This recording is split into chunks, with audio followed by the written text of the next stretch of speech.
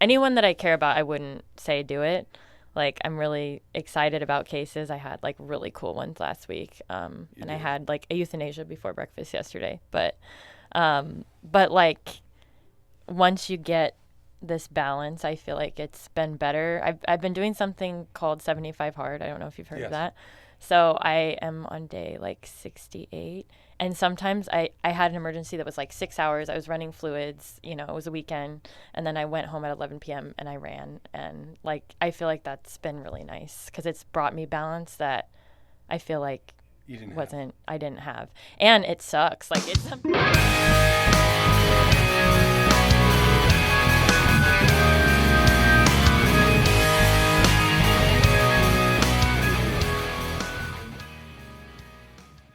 Hello, everybody. Welcome back. Irreplaceable Truths, where we sit down and deep dive into the veterinary world that school really doesn't prepare you for. What lessons we've learned the hard way, and we want to make sure those lessons are spread on to you.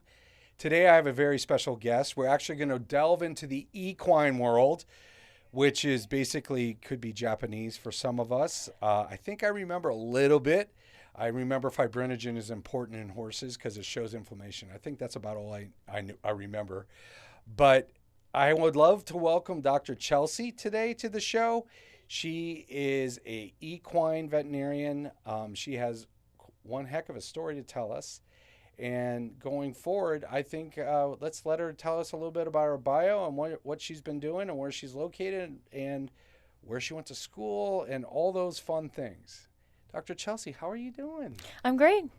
Good. Yeah. So tell us a little bit about yourself, where you've been, all the 411. Sounds good. So I started my journey in equine clinical practice, kind of like your classic horse girl, you know, running around, cantering my first mile in elementary school, you know, doing my first hoof abscess with my equine veterinarian when I was leasing a pony as a kid and whatnot. So I don't have a special story there. But I did start my career early on shadowing veterinarians because I thought what better to learn than to be in it. So I went right into the thick of it and I sort of started shadowing one of the vets at a place that I worked. I was an assistant trainer throughout college. So my first year of college, I just started shadowing this vet and she is awesome. And we're really good friends to this day. But I basically slept on her couch and saw emergencies with her. And I was like, wow, I love this, you know. And that was kind of where it started. It was like, wow, I actually love this a lot more than I thought. Not just the horses, but the medicine. So I started there. What year did you start veterinary medicine? Like, what year did you start shadowing? I think I was probably 12 when I popped my first abscess with the equine vet. That was more like, hey, I'm just here and I'm just really interested, but more like the full-on commitment of like, I'm going in the truck, I'm going on cases like, you know, in the middle of the night, probably 2018. 2018. Mm-hmm. So by 2018, we're just starting to come out of the Great Recession, right? As a profession. Mm-hmm. So things were starting to get good. And then that means vet school? Oh, no, actually, yeah. So 2018 was probably more when I was like hired as a technician. Right. But I was doing shadowing probably when I was 18 years old. So that's like quite a bit ago.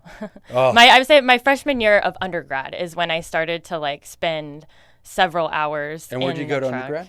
I went to Cal Poly Pomona, okay. Local, sort of. And then where'd you go to vet school? And then I went to Western University of Health Sciences. But I did take a gap year, and I think that was super important. So I think regardless of like small, large, like that was the best year. I was with vets like 24 hours all the time. And I worked for so many of them and learned so much in that year. Did you go to vet school thinking, oh my goodness, I'm doing horses? Like, yes. The whole way. I even said you're one of those type. Yeah. We had 4, I think, in our class at Illinois. 4 girls that are like horses all the way, mm-hmm. of which one is an amazing board certified equine surgeon now. Amy Behrens. What's up, Amy? Shout out to Amy Behrens. And then we had 3 others that had just done horses their whole life. So it is a lifestyle that just sticks with you, isn't it? Yeah. And I think lifestyle is such an important term because a lot of people are like, oh, it's just your job. No, it's not. Like, it's not. Like, I'm important to these people. I ride with some of my clients. Like, I'm a part of the community in that way. So I think lifestyle is exactly what you just said. You can't go into this job thinking that's a job. It's just not. Well, it's writing with your community is a great marketing tool, and it's a free marketing tool, and it's a fun marketing tool, and it's a great way to bring mindfulness to your marketing tool. I think that's a brilliant idea. So going back, you graduated what year? 2022. So you were our COVID vet. Yes. Okay. How was those days of COVID and learning veterinary medicine in school? I loved my school. I think they did a good job for the situation that we were in. But much of my clinical application nowadays is from when I was a technician. It is from like the case pattern recognition. And of course, I back it up with all the diagnostics and tools I learned in school. And, they did what they could with the times we were in. But man, all those times I'm with a down horse in the dark, that was from being a tech. So I think, And a lot of people don't understand. It is so important to have great experience before you go to vet school. Yes, you have to love animals to go to vet school, but you also need to understand the demands all around that is required in the profession. And so you basically had a good 5 years before you went? Yeah, 5 or 6. Maybe. Wow. That's a lot more than the 100 hours minimum required. Oh, yeah. My application in vet school, I was like, I don't even know, like 5,000 plus hours. I don't know. Right. On my application in Illinois, I wrote, I was a kennel boy, I was an assistant, I was lead technician, I was the office manager. So I know how to go from cleaning up crap to leading the crap. Yep. And you got to know everything in between. Like, even you need to understand what the receptionists need to go through. Because in my opinion, the reception is the hardest job there is in the clinic.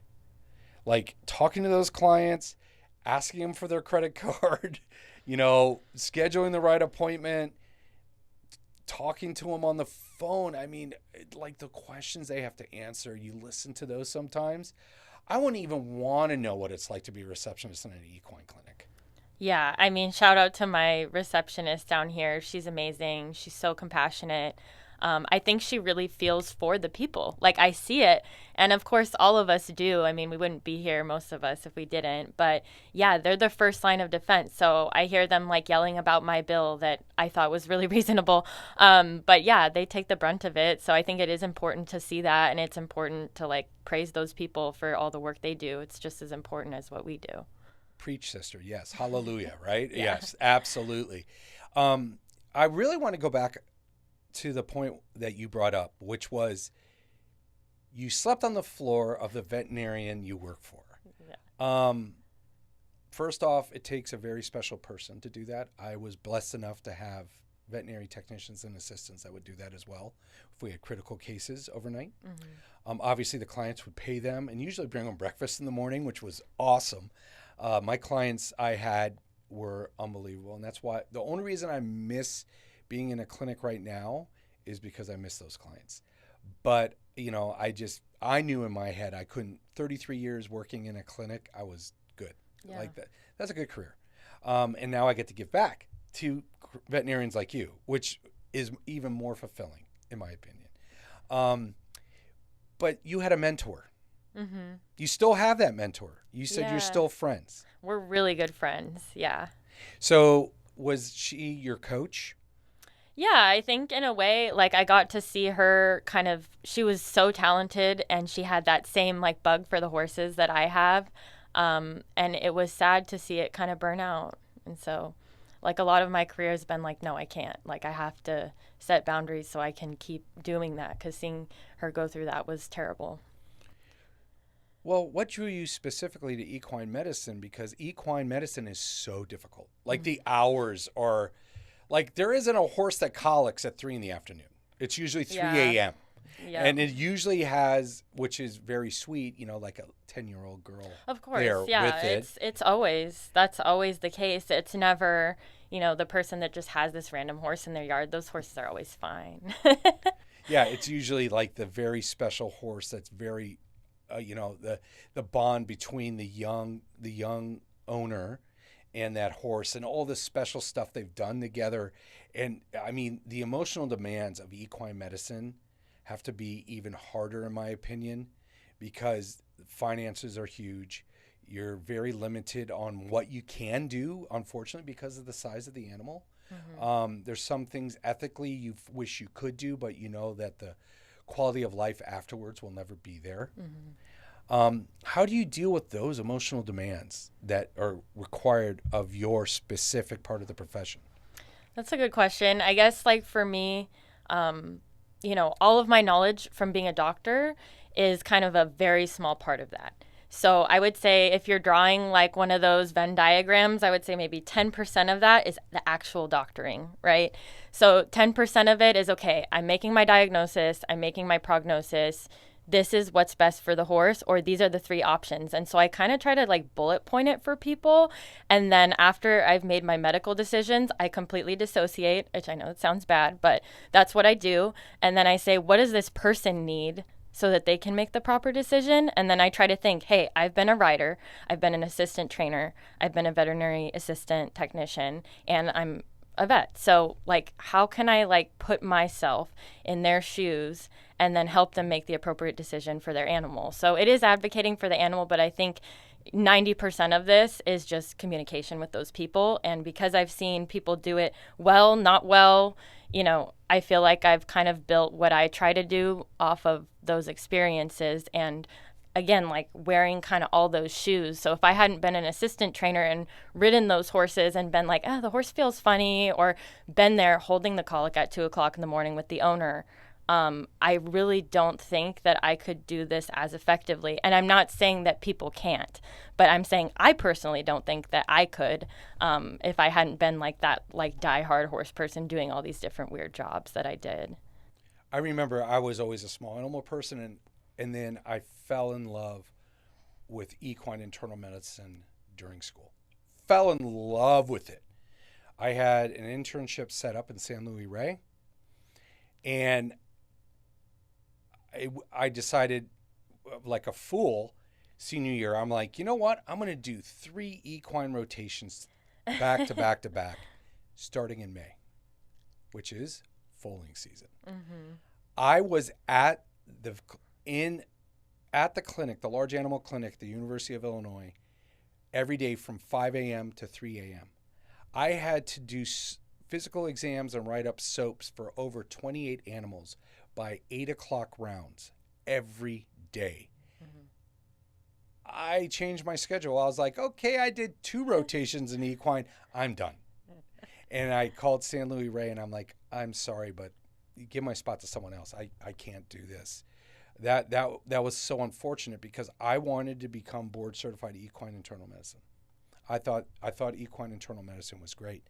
But then, even in scrubbing in on equine surgeries, like equine fractures that take 12, 13 hours to fix, it's insane. And then the recovery process was crazy. Now, the University of Florida has an amazing equine facility.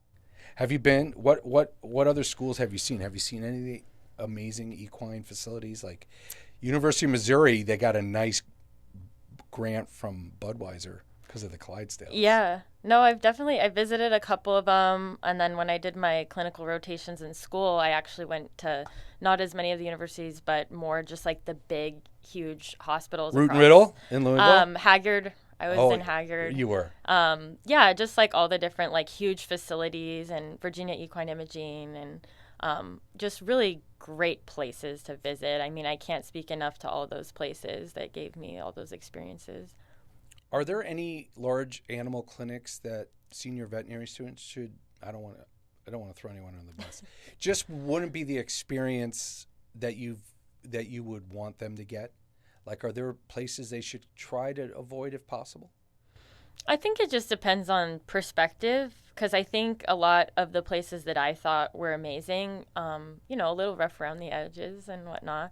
But I think that those are important for them to see. And, I think if you can't make it through one of those places, you probably aren't going to love equine medicine. So I know that sounds really like rough around the edges, but I think that the places where you have to have a little bit of grit is if you're going to be so unhappy. Like if you're unhappy doing that to the point where you can't get through it, you're not going to like this.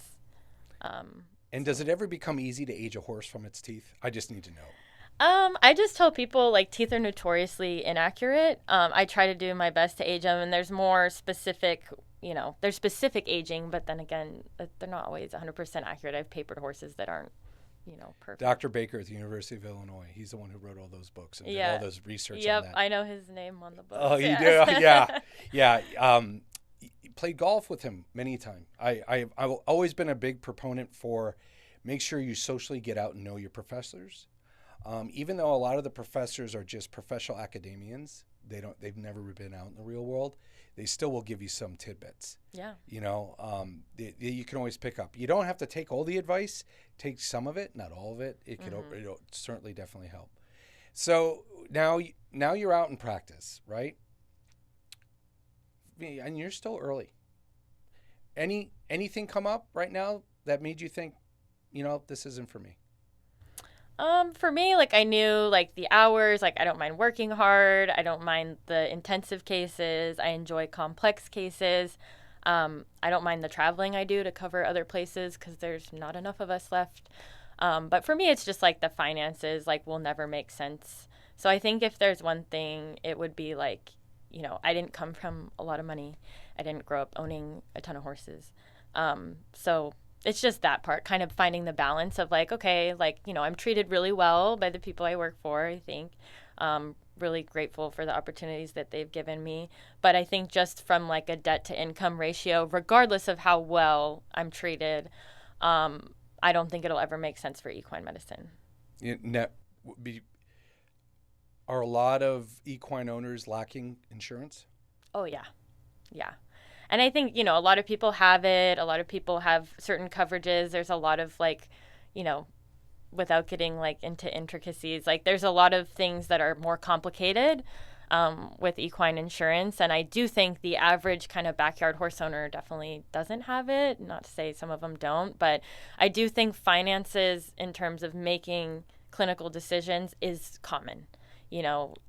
When people call me for a colic, I've started quoting people kind of a basic colic workup. And I know some people take that the wrong way. But for me, it's like, no, I just want you to be prepared because I might be the same way where I take my dog in and I'm like, here's my credit card, just do whatever you have to do. But also, like, I kind of would like to know what I'm in for, And it's not the same as a small animal clinic. I take my dog in, I get a quote, I sign it, whatever. I'm like, answering the phone. I go there. I'm with a down horse in the dark. These people did not expect this. I haven't had them sign any paperwork, so it's such a different culture. And it is, I think, outdated a little bit with what we have in today's world. Yeah, I mean, insurance is huge. The bills on a small animal side, I've gone through the roof. I could just wonder what it's like on the horse side right now. Well, equine medicine's less expensive when it comes to just, I think basic things. Like for emergencies, I quote people give or take $1,000 on a colic after hours, which I know sounds like a lot, but it's like you're getting up in the middle of the night, you're driving an hour, you're going to tube a horse, you're rectaling it, you're triaging it potentially. You think $1,000? I mean, to me, that's a lot of money. So I feel like I get it. An emergency visit. I had an emergency clinician here. I don't know. And I hope to have him on again, Dr. Dan. But he said the office call, blood work, blood gas, and an x-ray, $1,200. Mm-hmm. That's just to get a diagnosis. Yeah. That doesn't even include treatment. What you're talking about included you getting out of bed, which as you get older, that fee keeps going higher in your head. Like, what is it going to take me to get out of bed? You're treating it. You're taking care of it. You're probably doing the follow-up. I mean, there's a lot of things, more things. And it's great that the equine world is keeping the price down. Has equine surgery gone up in cost? I think it has. I mean, I pretty much leave that in their world. But yeah, I can kind of give people like sort of quotes, and I still think it's really reasonable for, we're doing supplies that's like 10 times as much as a human in terms of IV fluids and stuff like that. So I don't really know how we're keeping the costs down, but I do think it's still reasonable for what is happening. But then again, I'm on the veterinary side in that sense. And was never able to really like afford my own horse growing up, so I don't really have that. But just So definitely numbers have gone up in terms of like a colic surgery for sure. so look at your average bill when you were working for your veterinarian, your mentor, versus your average bill now. Yeah, Has doubled, it doubled? doubled. Yeah, And that is in the last 6 years, you'd say? yeah, like 10 Yeah. ish. So are you getting a lot of pushback now when you go on calls? I think just the way that I've changed a little bit of like how I present things. I'm like, this is the gold standard. This is what I want to do. And then if price is a concern, please bring that up with me. And, in the most kind and diplomatic way as possible, depending on the scenario, depending on the emergency.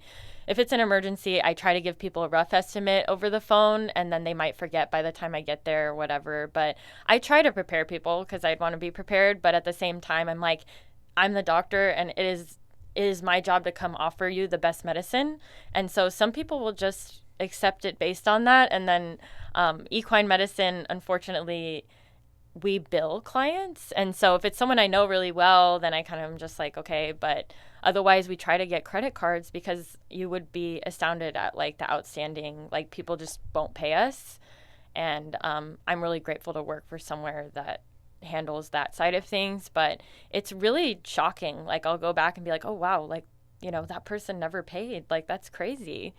But I'm grateful to not own my own practice because that's hard regardless. But either way, it's like, it's hard to just conceptualize that. Like, I go to Starbucks and I buy my coffee and I pay for it and then I take my coffee.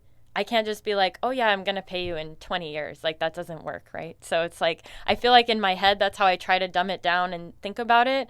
And I don't think most of these people have ill intentions by any means. I don't think that's it at all. But they just weren't prepared for this unexpected cost. And I feel for them, but also like I can't just work for free. Like that's not how that works.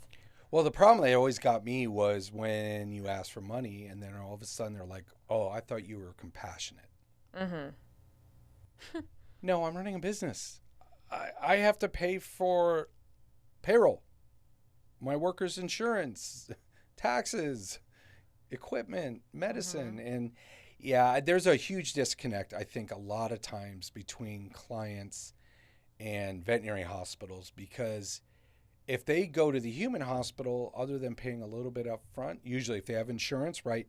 Like if you go to the emergency room, you'd be bleeding out. They still want your credit card so they can at least get your copay. Yeah. But but I don't think clients that there's a disconnect there, and I don't think the veterinary profession has done a very good job marketing that. Like, hey, these veterinary hospitals are truly a small business, and they are compassionate. They got into this field not because they thought they're going to live in a mansion and drive a Lamborghini, but because they want to help creatures. And I think the disconnect is that we also do expect to cover our fees, and that can come back and bite you in the butt big time, especially when you get those wonderful Yelp reviews or those Google reviews talking about your bill. That happened to you yet? Not those. I think when people have called to complain about me specifically, though, it's almost 100% of the time been the bill. So I try to just kind of, again, dissociate because I'm like, okay, they liked me. They just didn't like my pricing. So, I think that almost 100%, and I can ask my manager probably, but I think 100%, if not 99% of my complaints have been the bill. It hasn't been the treatment or the compassion or anything. I actually get a lot of people, which is so sweet, like emailing me or calling me, thanking me for how I handled their euthanasias, which just like, that's important to me. But yeah, never complaints about anything, just the money, Yeah, equine euthanasia, that's all. I remember my first one. It was Secretariat's grandson. Someone had maliciously cut the Achilles tendon on that horse, and they took it into surgery and they got it through surgery. But they're like, oh, this horse is never going to run again. And my wife and I immediately are like, okay, we're adopting Secretariat's grandson. We'll have a great lawn ornament. We were so in. And of course, the owners decided to euthanize because they got a big insurance payout. And right then and there, I was like, reason number 275 that I'm not going to get into equine medicine. People who are thinking about going into equine, can you take us through a routine day for you? Sure. It just depends on where I'm at. I guess my situation's kind of unique because sometimes I will fly to other practices and work there for the day or a couple days. They pay for your airfare, though. Yeah. Oh, beautiful. Yeah. And this is all like the same great company that I work for that does this so that other veterinarians can have a break, because that's like the biggest burnout issue with equine is like we're all like, my friend that has a young child, he's like, I haven't seen my kid in 3 days, and I'm like, well, what, let me come and cover for you. And then when so I think the community has gotten stronger because there's so many like less of us. But anyway, I guess in a day in my home base practice, yesterday's a great example if that works for you. It's perfect. So I woke up, my receptionist's car wasn't starting, so I picked her up, and then on the way to dropping her off at the office, I got a call for an emergency. So I dropped her off, rushed to the emergency. It was unfortunately a very nice owner, like so dedicated to this animal, strangulating lesion on an older horse. So unfortunately, euthanasia was the best option for him based on diagnostics and whatnot. So I did the euthanasia. The owner was very, very emotional, understandable. So I sort of comforted her, and I waited for the hauler because that's kind of another component of equine medicine. Like, we're waiting for the hauler. We can't just pick up the body and just put it somewhere. And so out of respect of the animal and this owner and their relationship, I did stay. And the hauler, who is an amazing person, always call him at all hours, came to pick up the horse's body. The rest of my day was, of course, running late because emergency medicine and equine is the same person, right? Like, we don't have hey, go to emergency. Okay, cool. That's me. Here's my other phone. So I basically got in the car, I do this thing called reset. So I sat there, like, drank my protein shake, gave myself a second, just, okay, where are we? And then I got another emergency. So I canceled the rest of my day, moved it. Luckily, a lot of clients that have had an emergency are really okay with that. So my receptionist sort of pushed my whole day down. And then I went to see this other colic, was kind of opposite scenario as the one I had just gone to. It was a person that I had helped with that same scenario a year ago, and had her new 5-year-old horse that was having a mild colic symptom. So it was much less intense, and I kind of walked out of it being okay, this is something I can totally fix. This is all good. Kind of working up the colic, tubing, rectal, peripheral lactate, stuff that we can do in the field. And everything was looking really good for this horse. So I was stoked, but this lady was, freaking out because of her past experiences. So again, comforted her, was like, you know what, I'm going to just clean up my truck. Why don't you walk the horse around for 10 minutes, and then I'm going to take you back to the stall, and we're going to tuck him in, and then I got to go do the rest of my day. So, at this point, I'm opening my energy drink in the car, chugging it, kind of just sitting there being like, okay, well, what is life? Okay, cool, let's move on. So then I go and I start my day at this point, probably 2:00, because my whole morning was just emergency medicine, which I love. But just kind of, you have to be prepared for your entire day to be not what you expected it to be. Also, you kind of have to put on your emergency hat, and then your regular practitioner hat, and then your lameness hat. So then I did go to my client, who's wonderful, and I blocked a lameness. I didn't have a tech because I was running around emergencies, didn't have time to pick up the tech with the other doctor. So I took x-rays by myself. I held the plate and the generator, and I was able to take the x-rays of this horse after blocking it, and then, kind of diagnose it and talk to the owner about it. And then be like, okay, we're going to follow up in X amount of time, pack everything up, and then go to my next one, which was a second opinion case.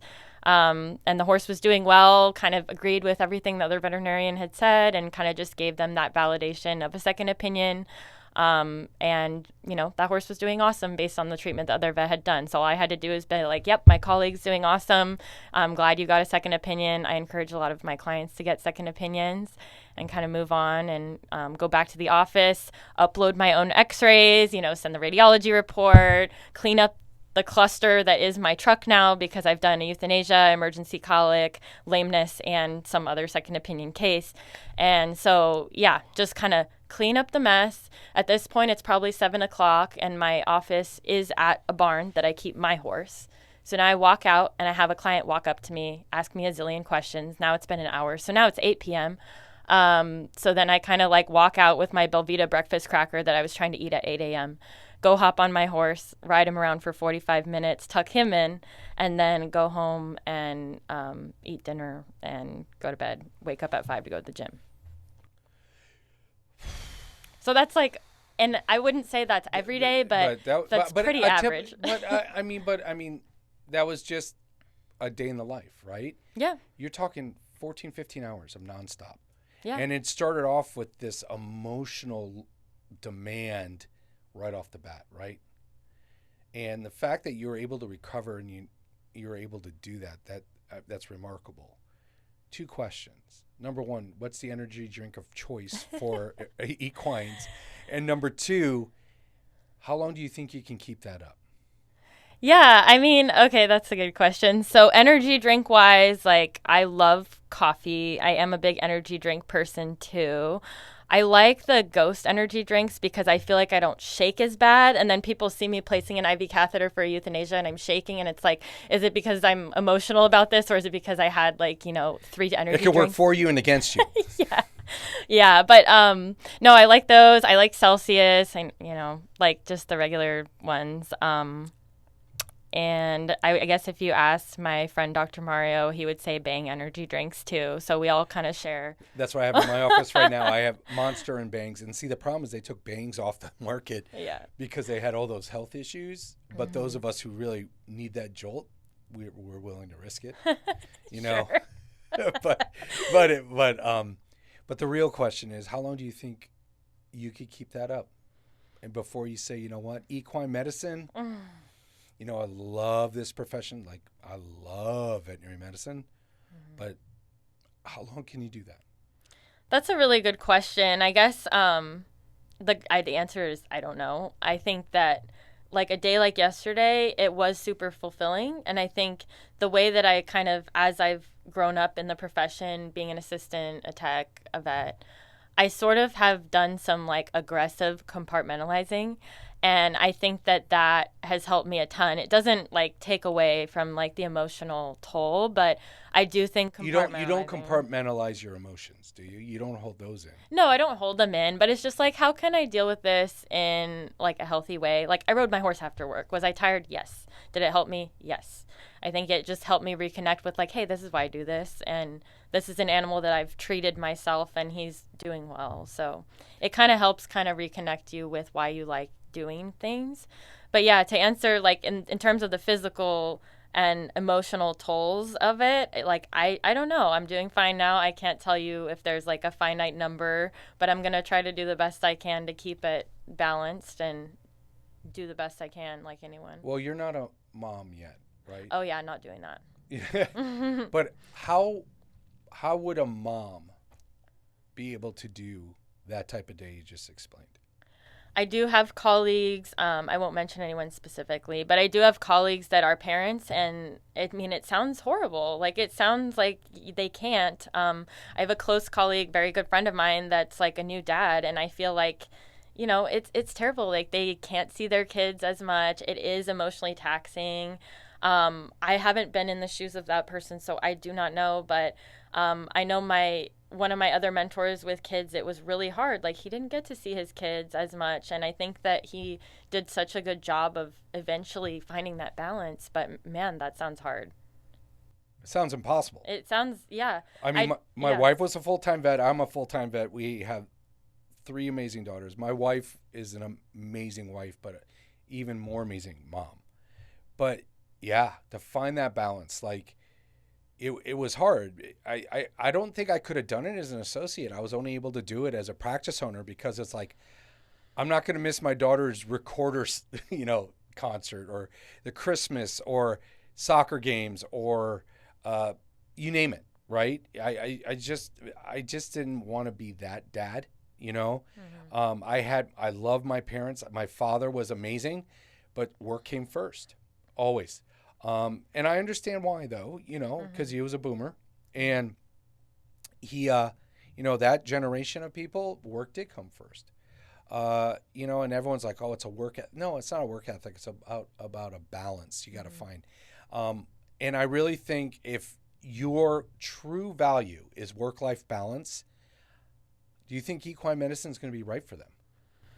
I don't think initially. Like, I feel like you have to put, I mean, now I sound like that, but you have to put it first for a little bit. I don't think that I would have the clinical experience that I do. I wouldn't have the ability to practice medicine that I do if I didn't make those sacrifices. And that doesn't mean like forever, but I don't think if I had spent the time I had like sleeping on the floor, if I hadn't spent the time like flying to other practices and sleeping on the floor or like sleeping in a hotel room in order to do all of those crazy cases. Or I did a camping trip for a race.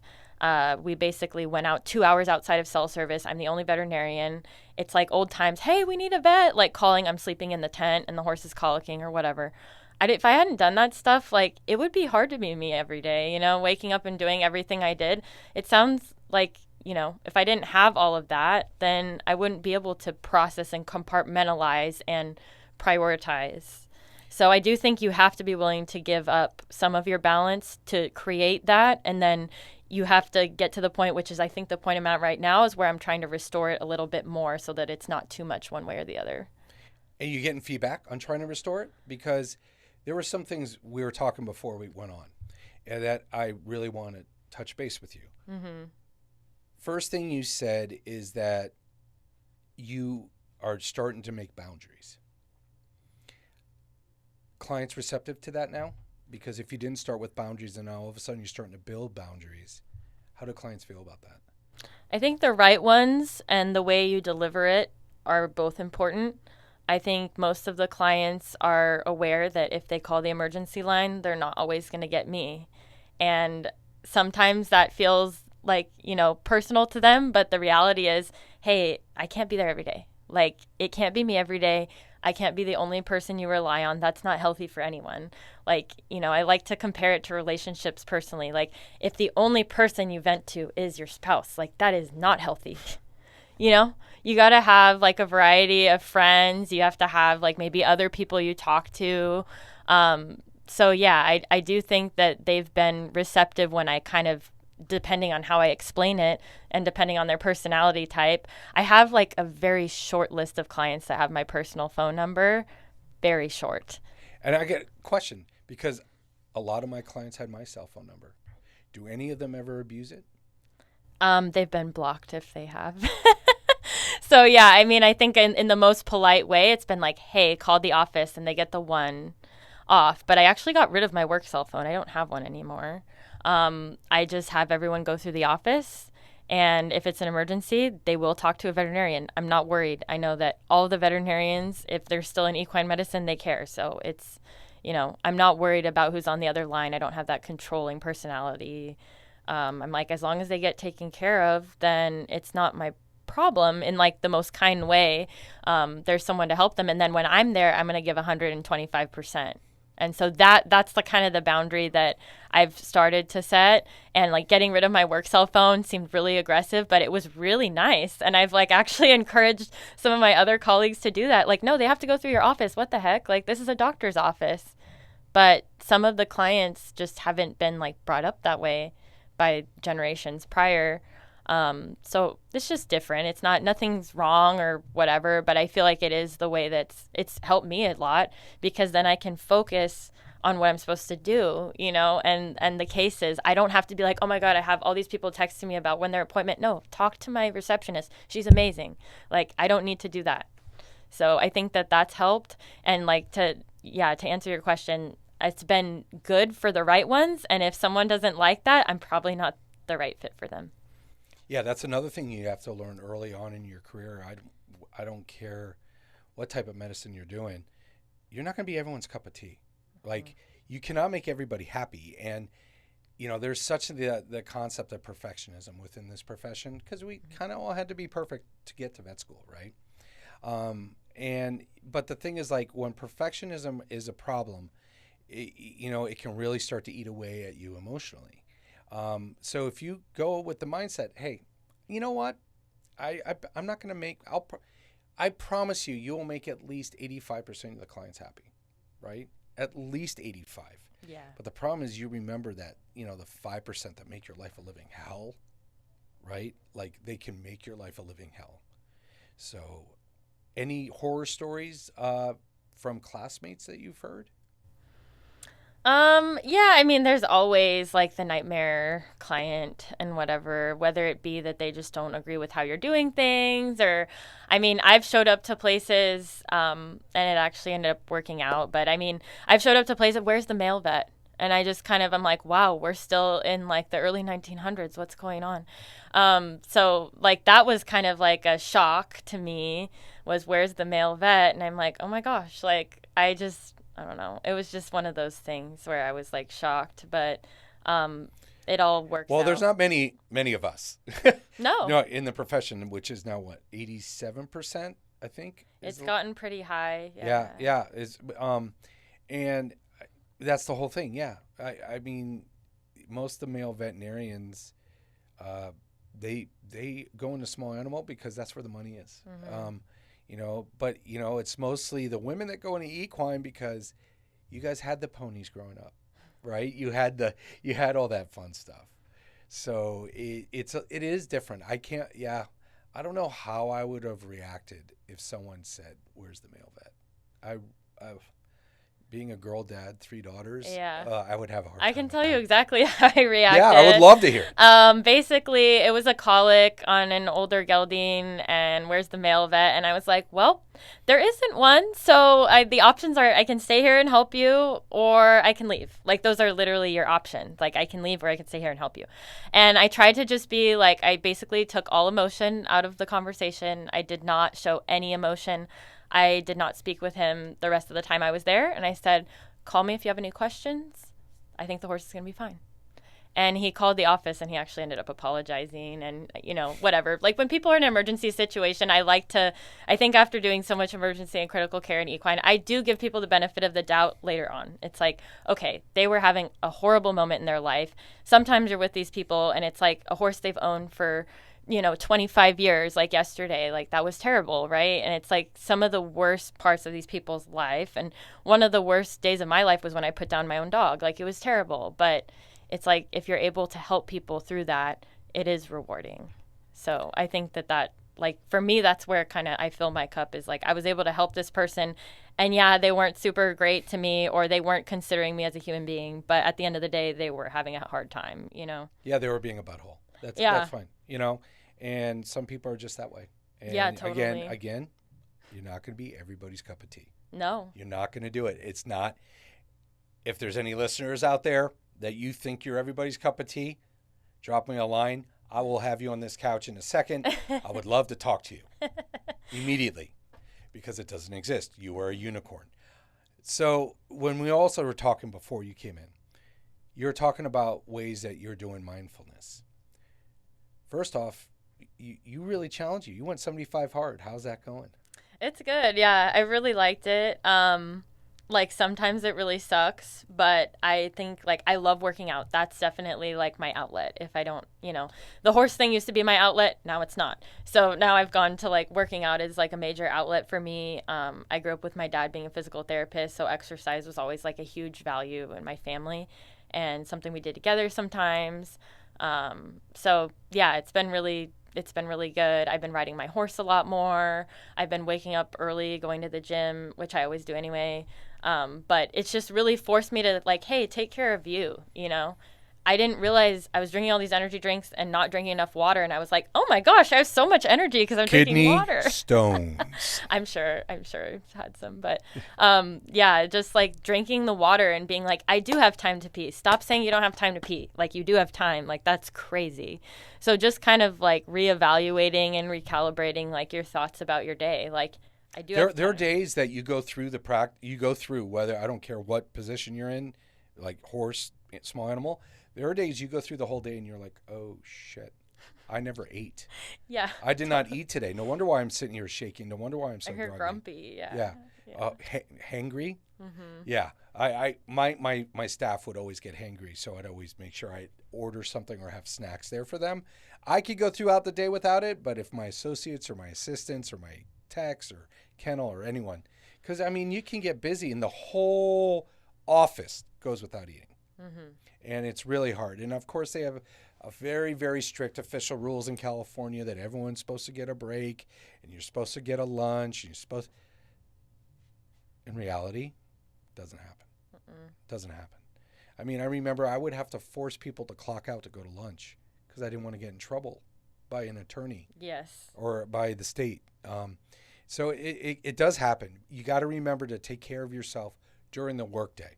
Doesn't mean drop everything you're doing, no. Go outside, go put some suntan oil on and eat your lunch, but make sure at least nibbling, munching, doing stuff, drinking fluids, it really does help with the brain. Yep. It does. Yep. So tell me, 75 hard, tell me, what day are you on? 67. 1 week to go. Yeah. And was this a challenge you did for yourself, or did you do this with someone else? Or no, I did it myself. I just was kind of like, again, in that kind of phase of like, okay, like I'm really comfortable with where I'm at, and like how can I like restructure this and like, just kind of do more for myself with the situations I'm in. And yeah, just like some family stuff, like my dad like was having some health issues, and so just kind of like finding a way to like check in with myself, if you will. But yeah, just really being like, no, I need to set boundaries with clients. Like, yes, I'm at the barn. Yes, I'm going to ride my horse. No, I'm not going to answer a million questions about allergies that I've already answered. I am happy to do it at your appointment, So, and that was hard for me because I was always like the go-to person even before I was a vet. Chelsey, there's something happening, You're always like the oh shit person, for lack of a better word. And like, oh my God, there's a colicking horse. I'm 12 years old. I'm walking the colic. Okay. So it's like going from that being your identity so long and then being like, okay, no, I am the doctor. I need to set boundaries so that I can stay the doctor. It's kind of. And just to bring this home, it was an evolution because you came out of school being I'll help. I'll answer your 100 questions. It's 3 a.m. I haven't gone pee in 16 hours, and I'll hold it and cross my legs. My eyes are turning yellow. Yeah. But it's an evolution, mm-hmm. right? You're learning to practice. Yeah. We haven't perfected that either. No. Yeah. And how much of this was taught in school to you? Oh, none.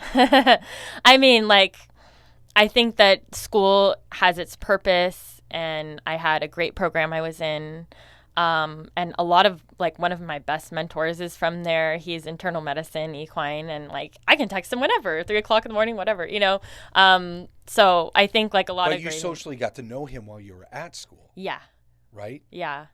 Again, little tidbit of advice. Get to know your professors because you never know when you're going to have that case.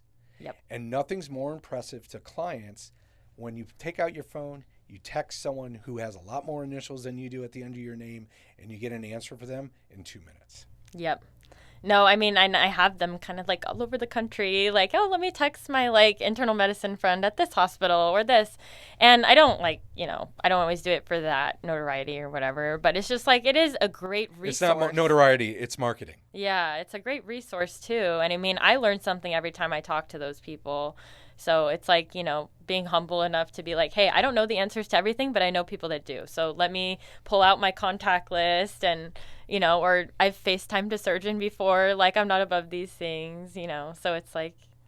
It's fun FaceTiming people. Like, oh my God, I love it. I'm screwed here. What do I do? I remember one time I was doing a PU on a cat and the penis hit the floor. Oh my God. The penis literally hit the fucking floor. It was so necrotic. And of course, our saying from then on was, "It's all fun and games until the penis hits the floor." I was able to FaceTime my close buddy, Dr. Gassel. Shout out to him. He's been on the show a couple of times. Cool. He walked me through what I needed to do. But thank God, I don't know what I would have done. Yeah. That was fun. But nowadays, veterinary students come out not even wanting to take the challenge of trying a PU. Yeah. Right? Because the idea of the penis hitting the floor, they would never have done another one again. Yeah. I think there's a huge mental block in, like you're saying, like if you haven't been exposed to a lot of these things, people like don't want to do it. And, like whatever procedures or emergencies I'm doing, like, hey, I'm going to do this or try this. And that's just practicing medicine. And I do think with how litigious people are, there is this big umbrella of like, oh, I'm really scared to do this. But, with my experience, I'm like, oh, I've seen this done a million times. I haven't done it as many times, but this is an option that you have. And these are the risks that it is. And then just do your best. I think in some of these situations, I've had cases where the other option was death. That was the other option. And you're in the middle of it. And that's why I love emergency cases so much, because you're the last hope, right? You're the Obi-Wan Kenobi at that point, right? And that's my only Star Wars reference I have.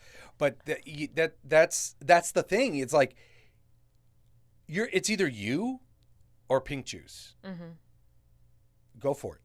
Go for it. What's the worst that can happen? The animal's going to pass? Mm-hmm. Well, that was your other option anyways.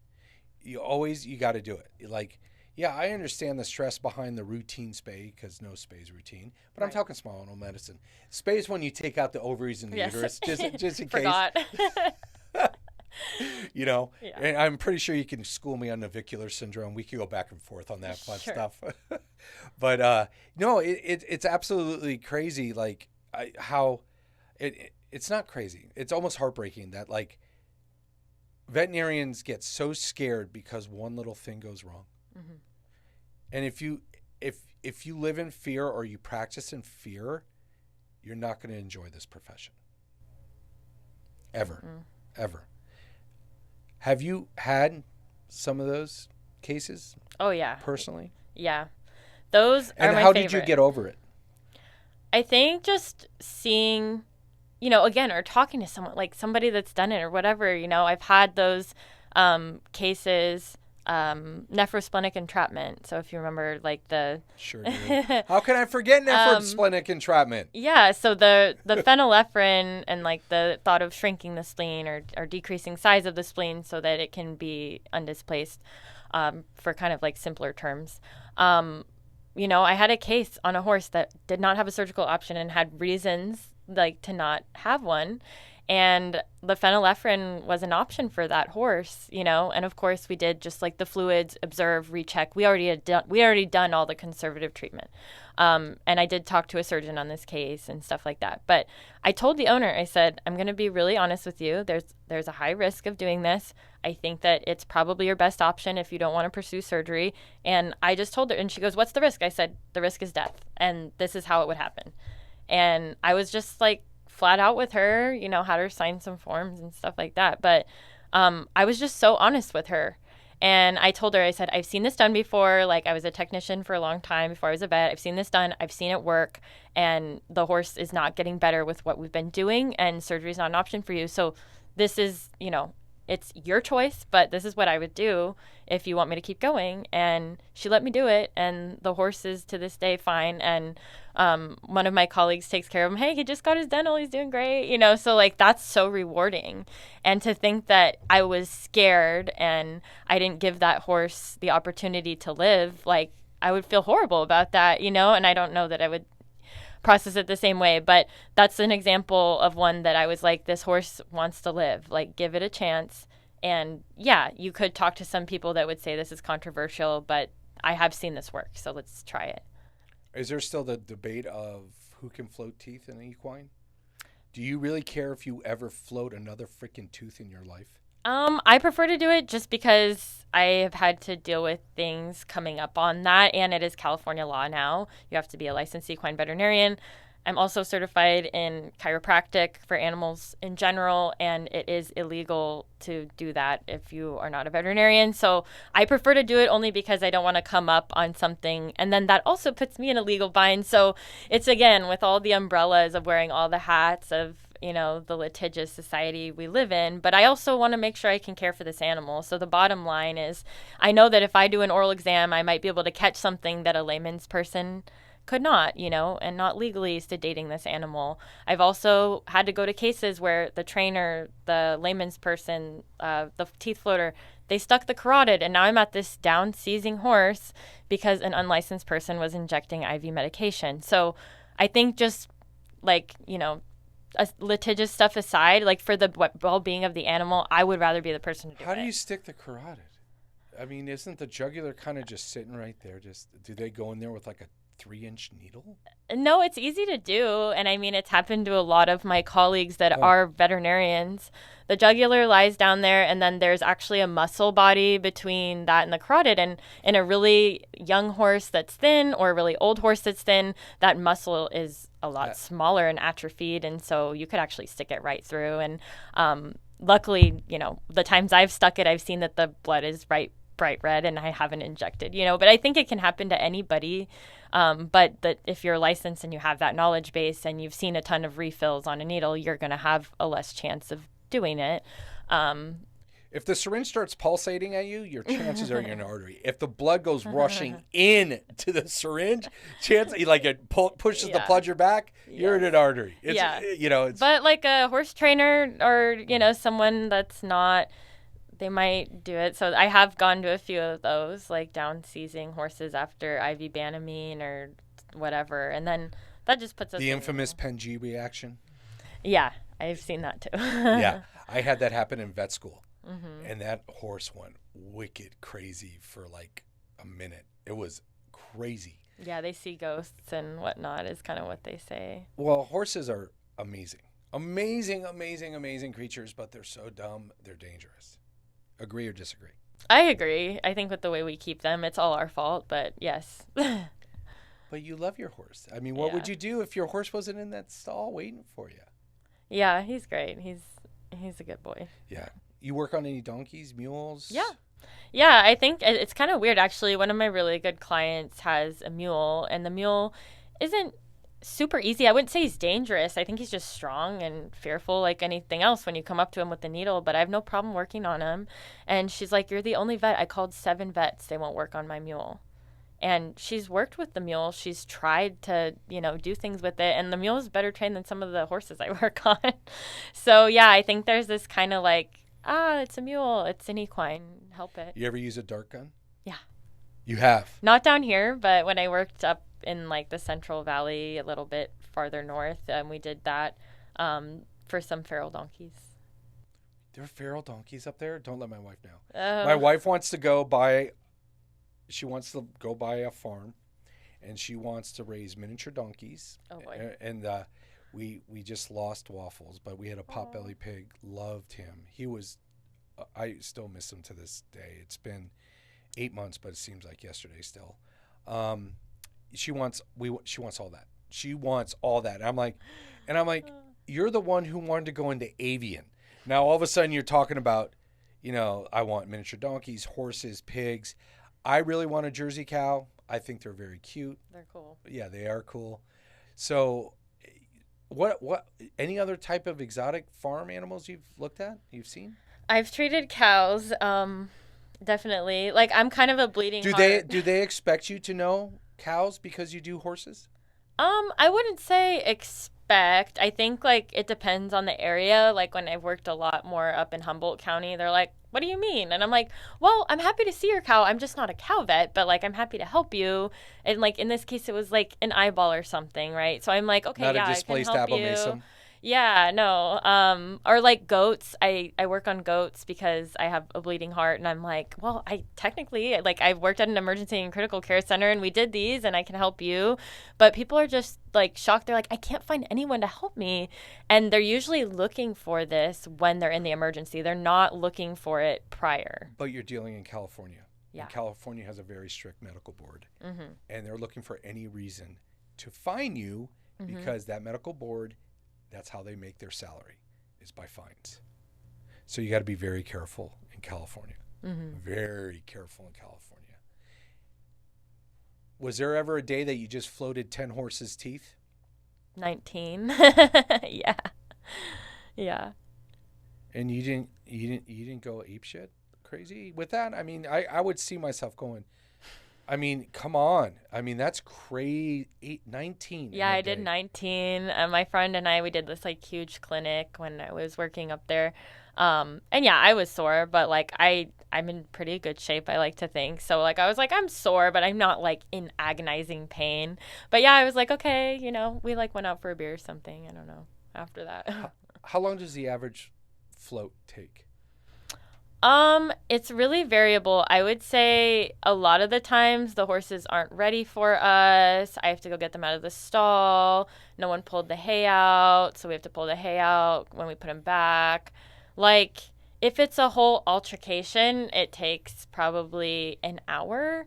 But if the horse is ready, I can do my physical and sedate it. Like, the actual process is probably 20 to 25 minutes. If the horse is, like, routinely done, I'm not talking about one that hasn't been floated in 12 years, because that'll take a long time. The horse that's extremely skinny and the owner can't figure out why? Yeah, it happens sometimes. I mean, it's definitely, and I'm happy when that's the thing, because it's like, hey, let's just do this, and then that'll help. But so Cushing's disease in horses. Just kidding. I'm not going there. I don't want to talk medicine. I really don't. Yeah. Yeah. You know, I think medicine. I think medicine's easy. People say I'm an idiot savant sometimes, but no, I think medicine's really easy. Do you agree that medicine's easy, or I think the hard part is the client part. Yeah, I do think like most of the time, like of course I had like a rare case last week that was super cool and I was like, oh my God. And then it got a little more complicated, but like of course like we have the knowledge base to do it and sometimes you have to do a little more research and whatnot. But yeah, I do think the art of practicing medicine for the animals is the easy part, and the hard part is when people don't let you do your job, when people criticize you doing your job, when people like literally are in the way. Yeah, I don't think it's helpful, and they don't always know. Like, I think, like, benefit of the doubt is, like, they're doing this because of their emotions, right? They have heightened emotions, either financially or they're worried about their animal. Like, there's always a reason. And I feel like once I try to figure that out, I don't have a degree in psychology. I wish I did. But sometimes I try to categorize them and, like, not in a bad way, but I think it really helps me deal with them better. Like, hey, this person's kind of like my mom, where she's, like, such a nice lady, but she's so worried about every little thing that's going on when her dog's at the vet, right? So that person, you have to kind of coddle them a little bit, but they're a great client. They're going to pay their bill, and they're going to follow your directions to a T. So emotional intelligence. Yeah. You think everyone should read up on it and start to train themselves for emotional intelligence? Totally. It's the soft skill that is not taught in vet school. That is definitely 100% required. Mm-hmm. So there are great books out there. You know, you can look it up. You can read stuff online. Get ready for it, because the empathy piece is huge. It is very huge. So the one thing I want to teach you, because I'm always mentoring, is you said you don't know if you're going to be able to keep it up. Do you think you're going to be able to recognize the signs if you're starting to burn? I do think so, based on like being so close to someone that I saw burn out of it, who was so passionate. I think we have so much in What signs common. did you see in that person? They stopped answering their phone for like non-work things. They didn't really want to go do anything. Like they would just not respond to me even like for work things. And then I got really concerned. Complete change in just personality. Kind of didn't really talk as much when we were doing things. Like it was very apparent to me and I could identify it. And so I promised that same person, I said, when I wake up one day and I'm like, man, I'm so burned out, I hate horses, like that's when I'm going to stop. So the things to look for are exhaustion, and it's usually emotional. It's emotional. Second thing is like you have a lack of self-worth. So you think you're not doing anything for anybody, but you're absolutely useless. And the third thing that you just talked about was depolarization, which is you cut yourself out from everybody. Mm-hmm. If you start seeing those, I'm just warning you, that's what and you explained it perfectly with a perfect example for about someone you cared about, right? Last question. Are there any cool things that are making your job easier in equine medicine now than when you started as a tech? Yeah, I do think like technology is evolving, and I do think like based on the way that my mentor, my boss, like he owns his clinics, the fact that I can fly to another place and practice medicine there and have that experience and then go home and take it somewhere else, I feel like it's starting a little bit that sort of not quite the small animal model, but it's a little bit like, hey, you don't know this person. She's great. She's going to help you now. And it kind of makes clients be like, oh, wow, like I had a great experience with this vet that just flew here from LA or whatever. And she helped me and it was great. And that normalizes, hey, I don't always have the same vet every single time. And I had a good experience. So I do think that has been really important for me to be like, hey, the future is there's going to be someone to help you. We all care. We're all going to be there for you. It's not always going to be the same person. That's just not realistic. So he has a relief veterinary model without you truly being a relief veterinarian. In a way, yeah. It's not all of the vets that work there, but like I'm kind of it's like my niche thing that I'm here, but I'm also there, and it's a great. Do you get the miles? Thing. Do you get the miles personally? Do they give you the airline miles? Yeah. Yeah, I mean, I have because I kind of go and I, buy them or whatever, get reimbursed and whatever. So smart move. The miles are huge because you never know. You might be platinum one day. Can like use them for the next work flight or whatever, but no, you use them to go to Bora Bora or Hawaii. When am I gonna do that? Australia. When are we doing that? No. Once you've been practicing for 15 years. Yeah, that's probably correct. So, Dr. Cecilia, it's been an absolute pleasure talking to you. Thank you for bringing me back to why equine medicine wasn't right for me. If anyone has any questions for you, or what's the best way to get a hold of you? Probably email. Yeah. What is my that? personal email is chelseifishenfeld@gmail.com. You can just email me there. Okay, and we'll put that in the down in the discussion area. And if you guys have any questions for me as well, you always hit me up. I try to respond to all questions I get on all the socials. So it's very important that I keep these lines of communication open. So, but anyways, we'll catch you next time. Thank you for listening. See you later.